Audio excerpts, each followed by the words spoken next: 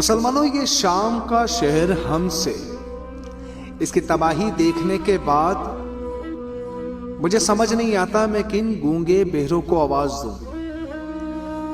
کیا کان والے سنیں گے یا آنکھوں والے دیکھیں گے؟ کیونکہ انگریز کا کتا بھی مر جائے تو وہ یو این او کو سر پر اٹھا لیتے ہیں. لیکن اس طرح کی یہ قیامت سے کم منظر نہیں ہے کہ ہمارے مسلمانوں کے گھروں کو اس طرح اجاڑ دیا گیا لیکن کسی کے ماتھے پہ شکن تک نہیں پڑی. کل کشمیر ڈے، اسی طرح کے حالات کشمیر میں بنائے گئے، لیکن مجال ہے کسی کافر کی کہ وہ مسلمانوں کی حمایت میں ایک لفظ بھی بول دے.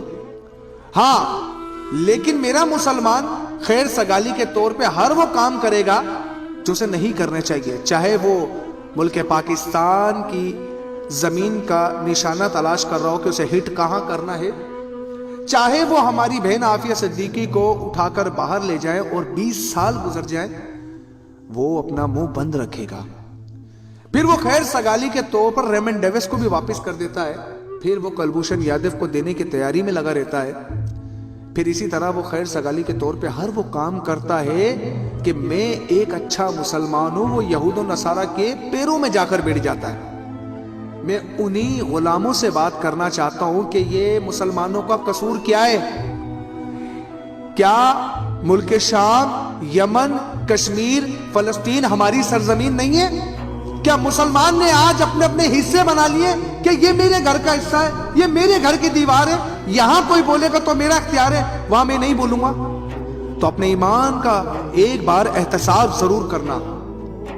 میں پورے عالم دنیا کے مسلمانوں کو مخاطب کر کے ایک بات کرنا چاہتا ہوں، اگر غیرت ہو نا تو ایک ظالم ترین بادشاہ جس کا نام حجاج بن یوسف تھا، کافر کی قید میں ایک مسلمان بیٹی نے اس کو صرف اتنا کہا تھا کہ اگر ایک مسلمان بیٹی کافر کی قید میں اور تو اسلامی سلطنت کا حکمران ہے تو کیا فائدہ ہے تیرا؟ اس سے غیرت آ جاتی ہے. تو وہ محمد بن قاسم کو سندھ کی سرزمین پر بھیج دیتے ہیں اور دیبل کے قلعہ کو فتح کر لیتے ہیں. اور اگر غیرت نہ ہونا تو پھر سب 57 ملکوں کی فوج بھی کچھ نہیں کر سکتی. میں کیا کروں ایسی اسلامی فوج کا جو میرے مسلمان بہن بھائیوں کے لیے آواز نہیں اٹھاتی؟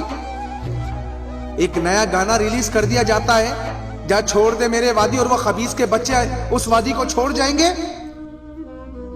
بس اتنا ہی مسلمان کا اختیار رہ گیا. آج مسلمان کے اہم فریضہ جہاد کو ایسے نکال کر پھینک دیا گیا جیسے اس کی کوئی اہمیت نہیں. وہ رب کی طرف سے دیا گیا فریضہ ہے، جسے یہ خبیث، یہ پلیت لوگ جہادی جہادی کہہ کر پکارتے ہیں. اسلام تب تک ہی امن کا درس دیتا ہے جب حضرت بلال حبشی رضی اللہ تعالی عنہ خانہ کعبہ کی چھت پر ہوں. لیکن جب اگر اسلام سے کوئی ٹکرانے کی جرت کرے، اسلام کو نقصان پہنچانے کی جرت کرے، تو پھر اسلام امن کا درس نہیں دیتا، تلوار کا درس دیتا ہے. حضرت صلاح الدین ایوبی نے کہا تھا مجھے نہیں پتا کہ اسلام کس طرح پھیلا، لیکن اسلام کا دفاع قیامت تک تلوار سے ہوگا. آج موت کا خوف اور دنیا کی محبت اتنی غالب آ چکی ہے کہ مسلمانوں کی طرف دیکھنے کا کوئی کسی کو احساس ہی نہیں ہوتا.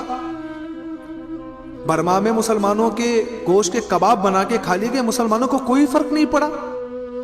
اتنا مردہ ہو چکا ہے مسلمان آج اسے یہ فیل نہیں ہوتا کہ مسلمان ایک دوسرے مسلمان کا بازو و جسم کی مانند ہے. کئی عمارتوں کو، ان گھروں کو دیکھ کر آپ کو احساس ہوتا ہے کہ یہاں پر بھی بچوں کی آوازیں ہوں گی، یہاں پر بھی ایک بھرپور فیملی ہوگی، وہ زندگی جیتی ہوں گی. لیکن یہاں پر کوئی آواز اٹھانے والا صرف اس لیے نہیں کیونکہ یہ مسلمان کا خون ہے، یہ مسلمان کے بچے. میں کس کو آواز دوں کہ کوئی غیرت مند مسلمان موجود ہے جو ان سب کا مقابلہ کر سکے؟ وہ کشمیر کے لیے لڑ سکے، وہ فلسطین کے لیے لڑ سکے، وہ یمن شام کے لیے لڑ سکے.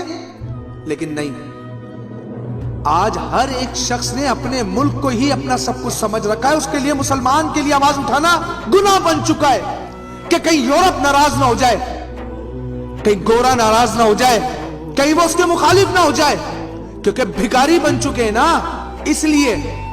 اور کیا ہوا اس سب کا؟ آج پاکستان ڈیفالٹ میں جا رہا ہے، پوری دنیا تمہارا مذاق اڑا رہی ہے کیونکہ تم نے اسلام سے منہ موڑا ہے. یا تو تم مسلمان نہ ہوتے یا مسلمان کا لبادہ نہ اوڑھتے. خود کو مسلمان کہتے ہو اور ہر وہ کام کرتے ہو جو کافروں کی طرح ہوتے. رب کی خوشنودی کا کوئی تمہیں وہ نہیں کہ اللہ کی خوشنودی بھی حاصل کرنی ہے، تمہیں اللہ کا کوئی خوف نہیں کہ بروز قیامت اللہ کو جواب دینا ہے، اللہ نے تم سے اس اقتدار کا حساب لینا ہے۔ لیکن ایسا لگتا ہے کہ سب ایک ابدی نیند سو چکے ہیں۔ میں تمام مسلمانوں کو کہنا چاہتا ہوں، کل کشمیر ڈے صرف کھڑے ہونے سے کچھ نہیں ہوگا، خدارا کوئی مثبت پہلو دیکھیے، وہ ہمارا انتظار کر رہے ہیں، یا تو انہیں اسی زبان میں بتاؤ جو یہ سمجھ سکتے۔ اگر آپ میری بات سے اتفاق کرتے تو میری آواز ضرور بنے۔ یقین مانیے ہمیں شرم آتی ہے کہتے ہوئے کہ ہمارے چینل کو سبسکرائب کر لیں، ہمیں شرم آتی ہے کہتے ہوئے کہ ہماری ویڈیو کو آگے سے آگے شیئر کریں۔ یہ کام اگر آپ کو لگتا ہے ہم سب کا ہے تو میرا ساتھ ضرور دیں۔ السلام علیکم ورحمۃ اللہ وبرکاتہ۔